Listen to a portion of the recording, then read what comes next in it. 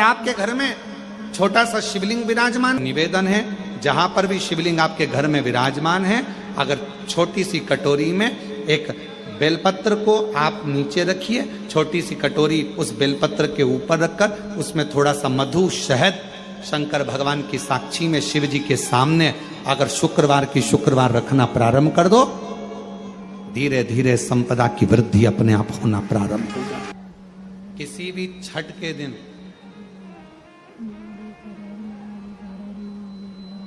चाहे अंधेरी की छठ हो, चाहे उजाले की छठ हो, किसी भी छठ के दिन अगर षडानंद कार्तिकेय जी महाराज का नाम लेकर 6 बेलपत्र और उस 6 बेलपत्र पर 6 दुर्वा,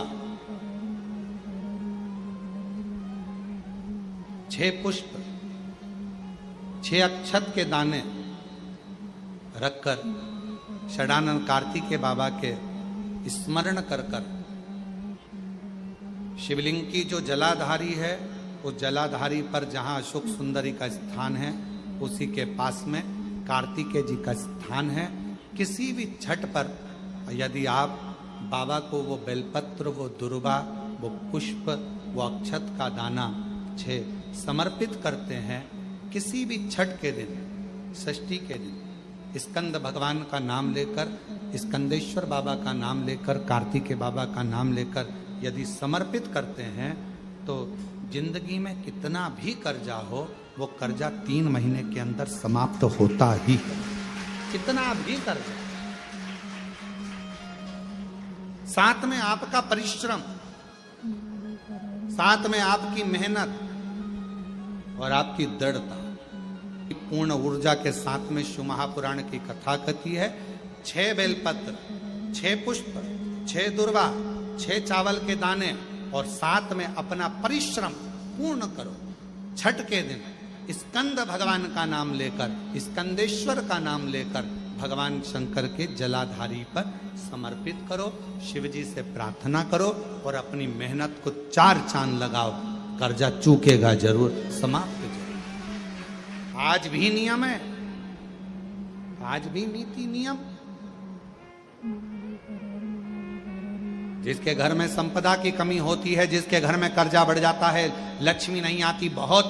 टेंशन की जिंदगी जीता है मनुष्य, व्यापार चल नहीं रहा, बहुत तकलीफ का जीवन चल रहा होता है, तो आज भी नियम है महाराज, आज भी नियम।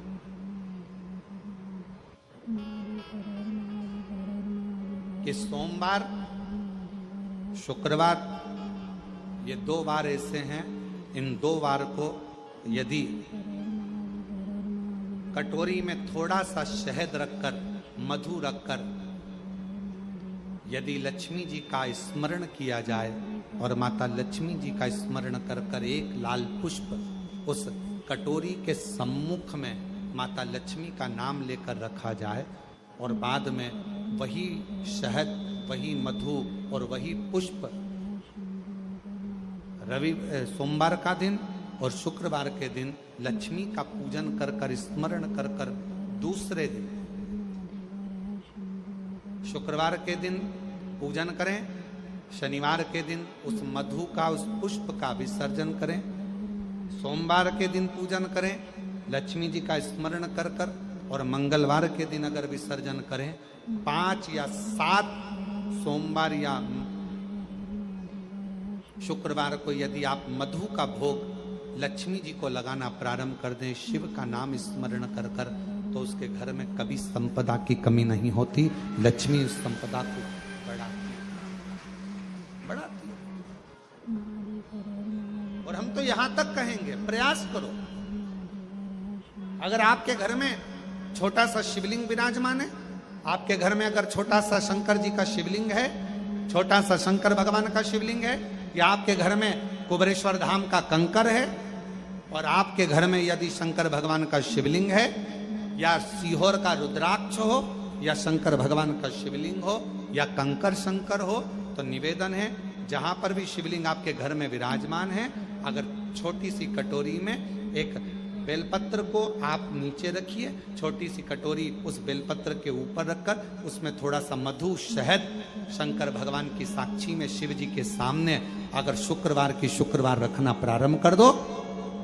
धीरे धीरे संपदा की वृद्धि अपने आप होना प्रारंभ होगा। मधु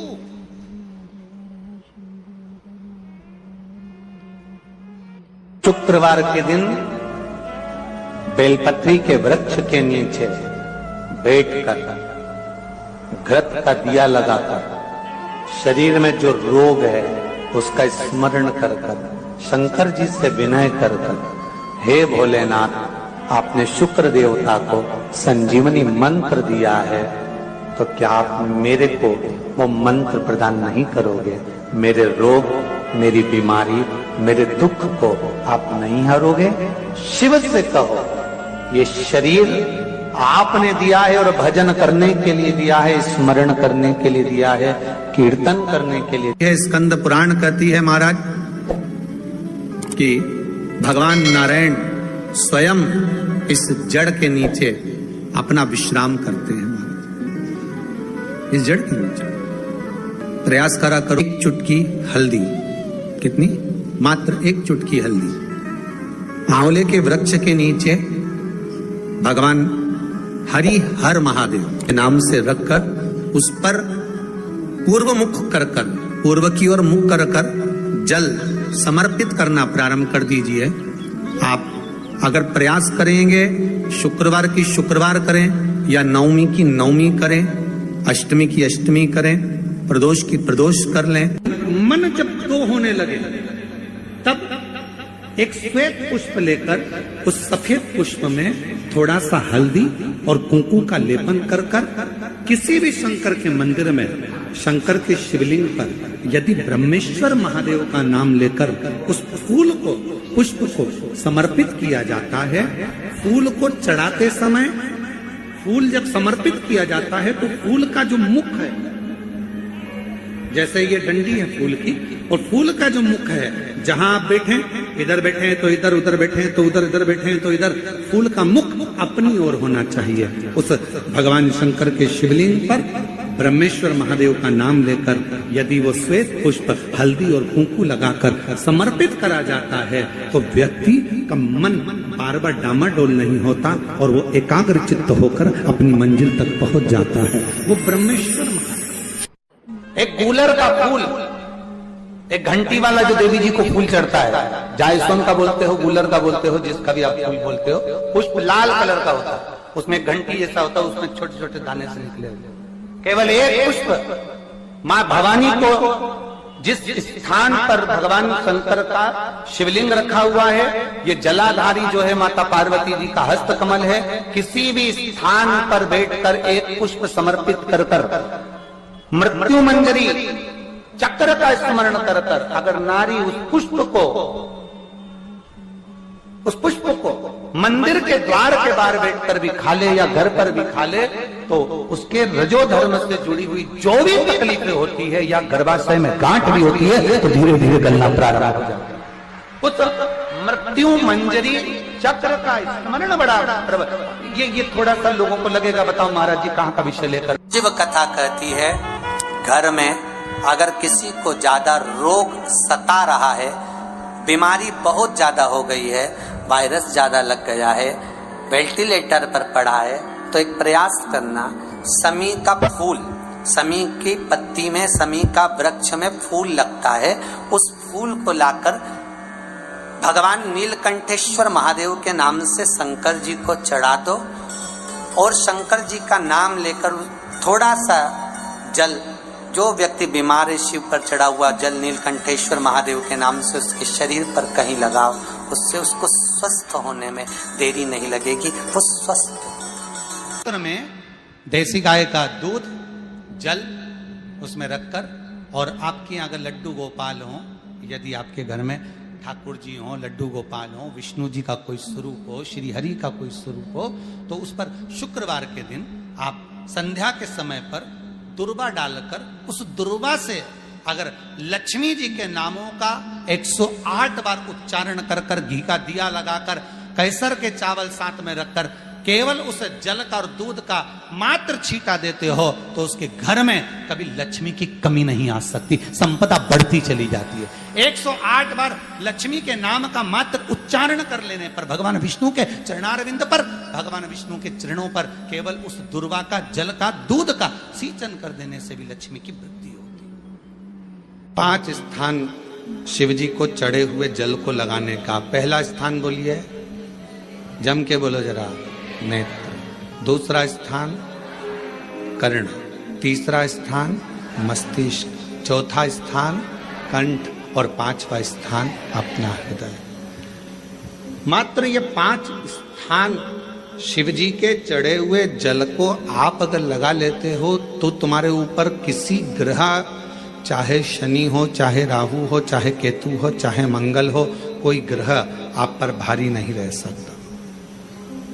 और एक प्रैक्टिकल कर कर देखना, ज्यादा तकलीफ हो तो भस्म शंकर को लगाओ और वही भस्म का त्रिपुंड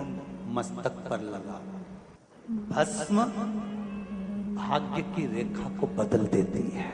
भस्म में वो बल होता है। पत्री के वृक्ष के नीचे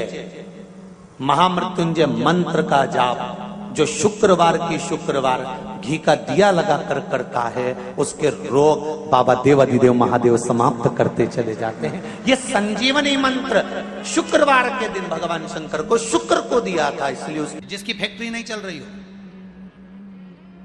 फैक्ट्री में बार बार कुछ तकलीफ आ रही हो, गाड़ियां नहीं चल रही हो, 4 व्हीलर गाड़ियां ले रखी है, कभी ट्रक गड़बड़ हो रहा है, कभी ट्रक में ये हो रहा है, कभी गाड़ी में ये हो रहा है, कभी बस में ये हो रहा है, बस एक काम करना है, दुर्वा का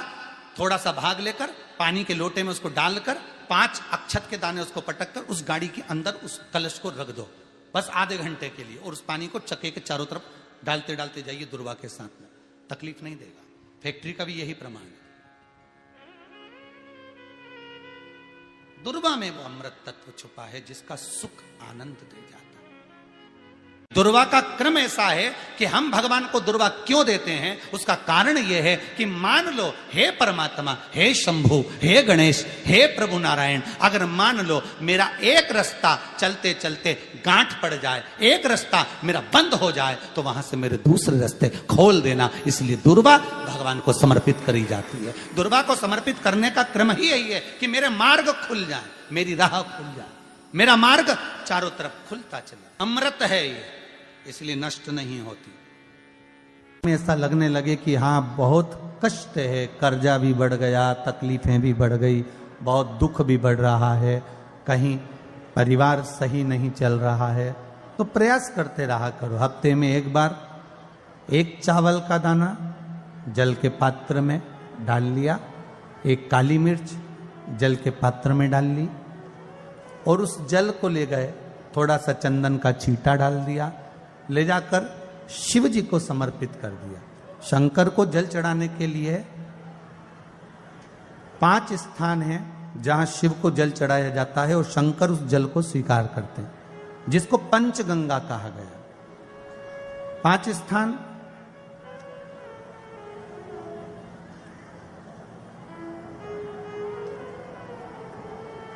अच्छे से समझ लीजिएगा, जब भी शिव मंदिर में जाएं तो ये 5 स्थान शिव को जल चढ़ाने के लिए ये रखा है। शिवलिंग, गोल जलाधारी, ये चरण जहां से पानी नीचे की ओर जाता है। शंकर भगवान के 13 बच्चे हैं, 13 की 13 बच्चे, शिव जी का संपूर्ण परिवार, 33 कोटि देवता, 64 योगनियां, सब शिवलिंग के आसपास में।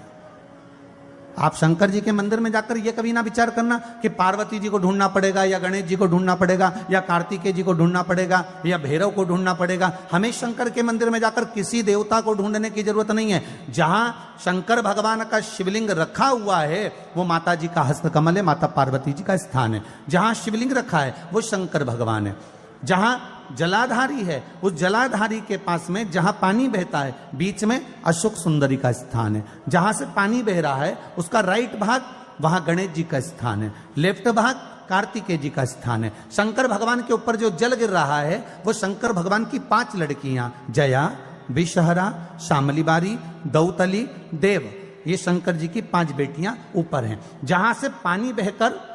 उस निकासी से, जहां नाली बनी रहती है, पानी जहां से निकलकर बाहर मंदिर के जा रहा है, वो 33 कोटि देवताओं का स्थान है। इसलिए सारे मंदिरों की परिक्रमा हो सकती है, पर शंकर जी के मंदिर की परिक्रमा नहीं करते, क्योंकि वो जल जो जा रहा है वो 33 कोटि देवताओं का स्थान है, उसको हम लांघ नहीं सकते।